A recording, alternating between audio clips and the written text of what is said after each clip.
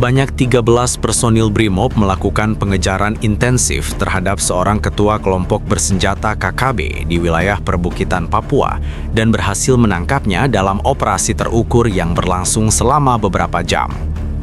Dalam operasi tersebut, aparat juga mengamankan 32 senjata api ilegal yang diduga kuat digunakan untuk mendukung berbagai aksi kekerasan di sejumlah distrik dalam beberapa bulan terakhir. Operasi penindakan ini dilakukan setelah aparat menerima informasi akurat terkait keberadaan target yang selama ini masuk dalam daftar pencarian. Ketua KKB tersebut diketahui berpindah-pindah lokasi di kawasan perbukitan guna menghindari patroli rutin aparat keamanan. Berdasarkan hasil pemantauan dan pemetaan medan, tim BRIMOB yang terdiri dari 13 personel bergerak secara senyap menyisir jalur pendakian yang diduga menjadi rute logistik kelompok tersebut. Sejak awal, operasi dirancang dengan pendekatan taktis dan pengamanan berlapis untuk meminimalisir potensi kontak tembak yang dapat membahayakan warga sipil di sekitar wilayah operasi. Aparat memastikan bahwa langkah pengejaran dilakukan berdasarkan prosedur tetap dan mengedepankan keselamatan masyarakat setempat. Menurut keterangan sumber di lapangan, lokasi persembunyian berada di area perbukitan yang sulit dijangkau kendaraan. Akses hanya bisa ditempuh dengan berjalan kaki melalui jalur terjal dan vegetasi lebat. Kondisi geografis tersebut menjadi tantangan utama karena jarak pandang terbatas dan medan licin akibat curah hujan tinggi dalam beberapa hari terakhir. Sejak awal, operasi dirancang dengan pendekatan taktis dan pengamanan berlapis untuk meminimalisir potensi kontak tembak yang dapat membahayakan warga sipil di sekitar wilayah operasi. Aparat memastikan bahwa langkah pengejaran dilakukan berdasarkan prosedur tetap dan mengedepankan keselamatan masyarakat setempat. Dalam proses penggeledahan di sekitar lokasi penangkapan, aparat menemukan 32 senjata api ilegal yang terdiri dari berbagai jenis, termasuk senjata laras panjang dan rakitan. Selain itu, turut diamankan sejumlah amunisi dalam jumlah besar, magazin, serta perlengkapan pendukung lain yang diduga digunakan untuk kegiatan bersenjata. Penyitaan puluhan senjata tersebut menjadi temuan signifikan karena selama ini kelompok tersebut diduga menjadi pemasok sekaligus pengguna aktif dalam sejumlah aksi penyerangan terhadap aparat maupun fasilitas umum. Aparat menyatakan bahwa seluruh barang bukti telah diamankan untuk proses penyelidikan lebih lanjut dan pengembangan jaringan distribusi senjata ilegal di wilayah tersebut. Penangkapan ini dinilai sebagai langkah strategis dalam upaya menekan eskalasi gangguan keamanan di Papua. Aparat menegaskan bahwa operasi dilakukan berdasarkan informasi lapangan yang terverifikasi dan tidak dilakukan secara sembarangan. Proses hukum terhadap tersangka akan dilakukan sesuai ketentuan yang berlaku. Operasi pengejaran terhadap ketua KKB tersebut tidak dilakukan secara spontan. Seluruh rangkaian tindakan diawali dari proses pengumpulan informasi selama beberapa pekan terakhir. Aparat menerima laporan mengenai pergerakan mencurigakan di jalur perbukitan yang diduga menjadi titik transit distribusi senjata ilegal. Informasi tersebut kemudian diverifikasi melalui pemantauan lapangan dan koordinasi dengan unsur intelijen wilayah.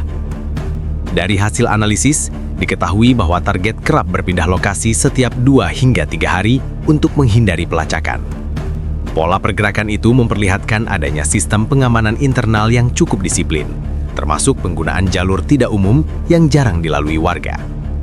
Berdasarkan data tersebut, Komando Operasi memutuskan untuk mengerahkan 13 personil BRIMOB dengan komposisi kemampuan khusus medan berat.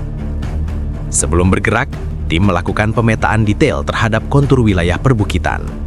Medan yang akan dilalui terdiri dari lereng curam, lembah sempit, serta jalur tanah basah akibat hujan. Risiko tergelincir dan terpisah dari formasi menjadi perhatian utama.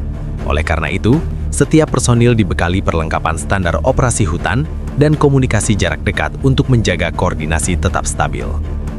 Pergerakan dimulai pada dini hari untuk memanfaatkan kondisi minim cahaya dan mengurangi kemungkinan terdeteksi. Tim bergerak dalam formasi terpisah dengan jarak aman, menyisir jalur yang sebelumnya telah diidentifikasi sebagai rute logistik kelompok tersebut. Selama perjalanan, beberapa titik ditemukan bekas aktivitas terbaru, termasuk sisa makanan, plastik pembungkus amunisi, dan bekas pijakan yang masih jelas. Sekitar beberapa jam kemudian, tim pengintai melaporkan adanya struktur darurat berupa pondok kayu kecil di balik lereng tertutup semak tebal. Lokasi tersebut berada di ketinggian yang secara taktis menguntungkan karena memberikan sudut pandang luas ke arah jalur masuk. Hal ini mengindikasikan bahwa tempat tersebut dipilih dengan pertimbangan keamanan. Komandan lapangan kemudian membagi tim menjadi 3 unsur.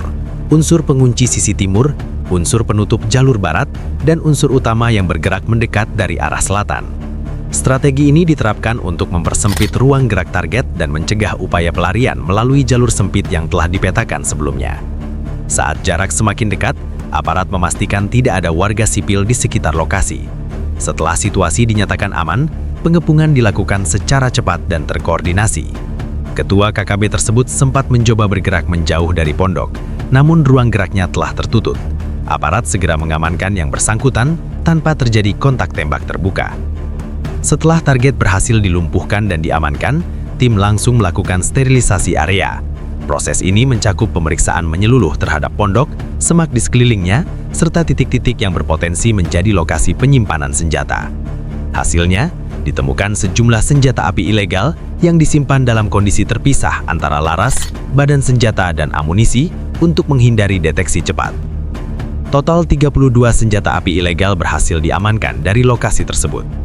Beberapa di antaranya merupakan senjata laras panjang standar pabrikan, sementara lainnya diduga rakitan dengan modifikasi tertentu.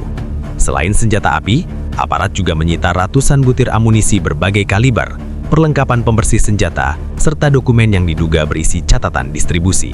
Penangkapan Ketua KKB beserta penyitaan 32 senjata ilegal memberikan dampak signifikan terhadap situasi keamanan di wilayah perbukitan Papua.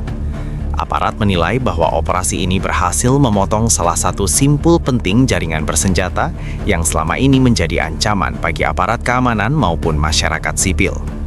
Keberhasilan ini bukan hanya mencerminkan kemampuan taktis personil Brimob, tetapi juga efektivitas koordinasi antara unsur intelijen dan operasi lapangan.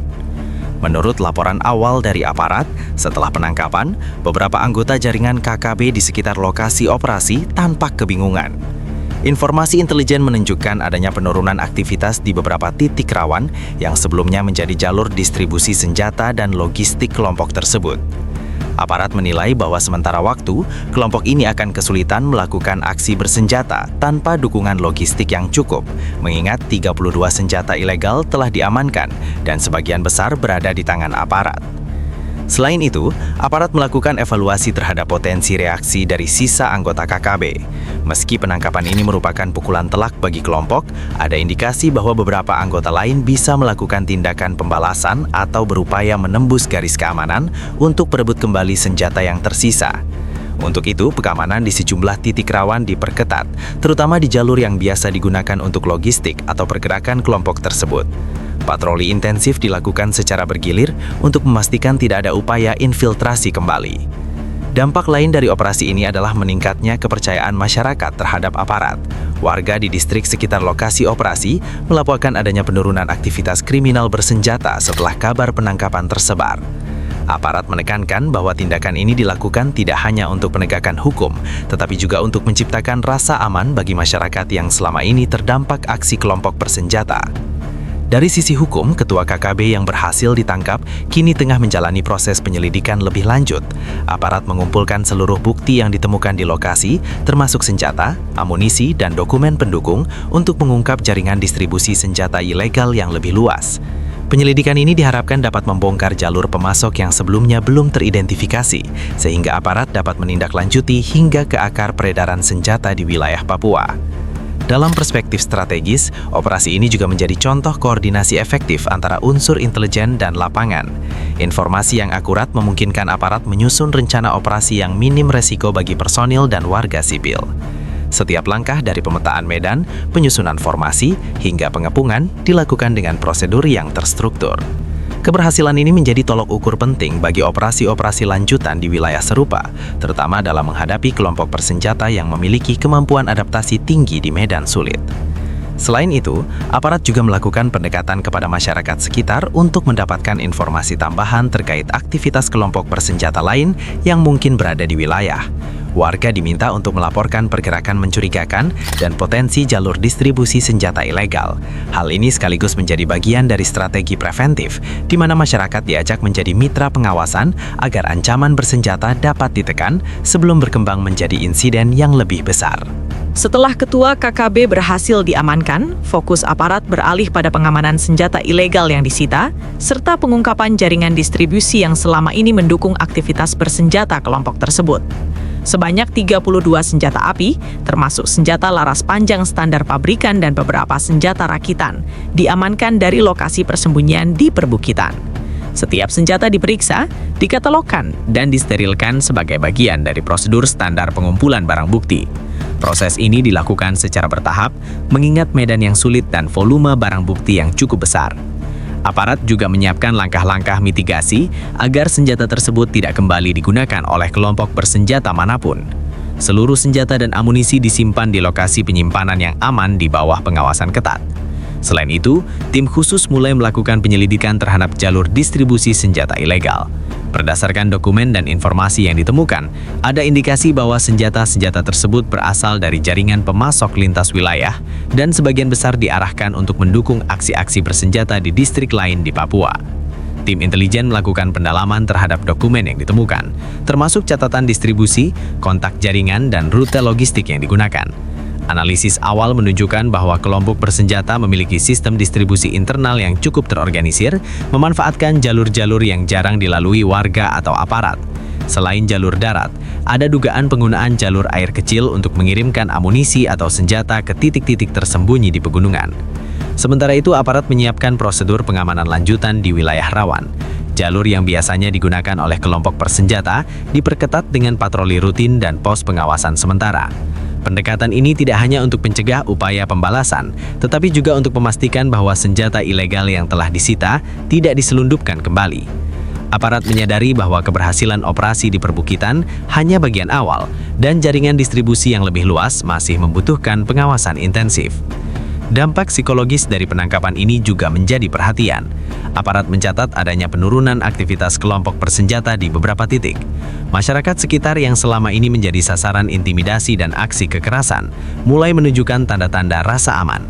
Aparat memanfaatkan momentum ini untuk melakukan pendekatan sosial, meminta warga berpartisipasi dalam pengawasan lingkungan, serta melaporkan setiap aktivitas mencurigakan.